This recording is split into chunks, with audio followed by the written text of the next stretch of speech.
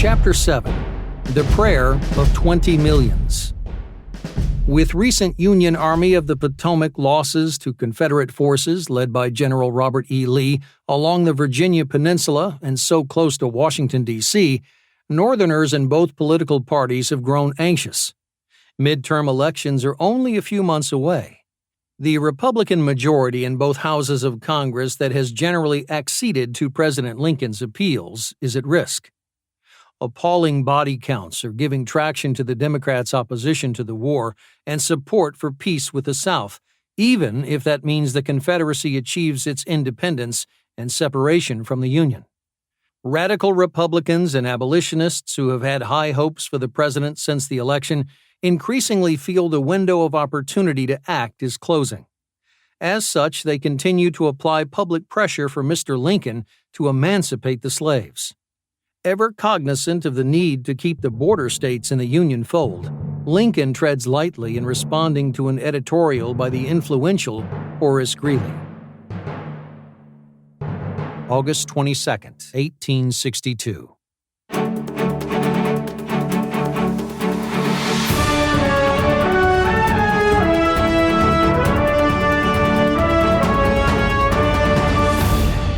President Lincoln responded to an open letter published in the New York Tribune on the 19th by its editor, Horace Greeley, titled The Prayer of 20 Millions. Greeley, who has been both supportive and critical of the president's actions, passionately called on the president to declare emancipation for all slaves in Union-held territory. Greeley wrote that it is, quote, preposterous and futile to try to put down the rebellion without destroying slavery. The Union cause has suffered from a mistaken deference to rebel slavery, end quote. If there be those who would not save the Union, unless they could at the same time save slavery, and do not agree with them. If there be those who would not save the Union unless they could at the same time destroy slavery, I do not agree with them. My paramount object in this struggle is to save the Union. It is not either to save or to destroy slavery. If I could save the Union without freeing any slave, I would do it. And if I could save it by freeing all the slaves, I would do it.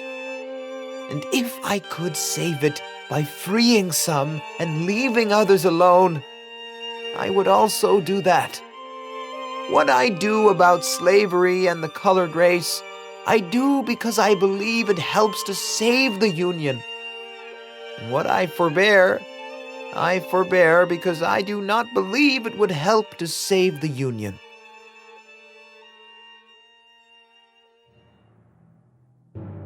I come now to the policy of President Lincoln in reference to slavery.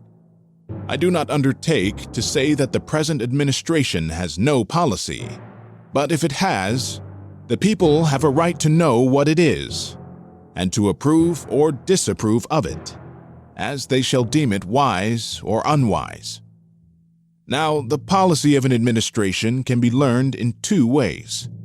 The first, by what it says, and the second, by what it does. And the last is far more certain and reliable than the first. Now, what has been the tendency of his acts since he became Commander-in-Chief of the Army and Navy? He has scornfully rejected the policy of arming the slaves, a policy naturally suggested and enforced by the nature and necessities of the war. He has steadily refused to proclaim, as he had the constitutional and moral right to proclaim, complete emancipation to all the slaves of rebels who should make their way into the lines of our army. He has repeatedly interfered with and arrested the anti-slavery policy of some of his most earnest and reliable generals. He has assigned to the most important positions generals who are notoriously pro-slavery and hostile to the party and principles which raised him to power. He has permitted rebels to recapture their runaway slaves in sight of the capital. It is from such action as this that we must infer the policy of the administration is simply and solely to reconstruct the Union on the old and corrupting basis of compromise, by which slavery shall retain all the power that it ever had, with the full assurance of gaining more according to its future necessities. Mr. Lincoln is powerful. Mr. Lincoln can do many things.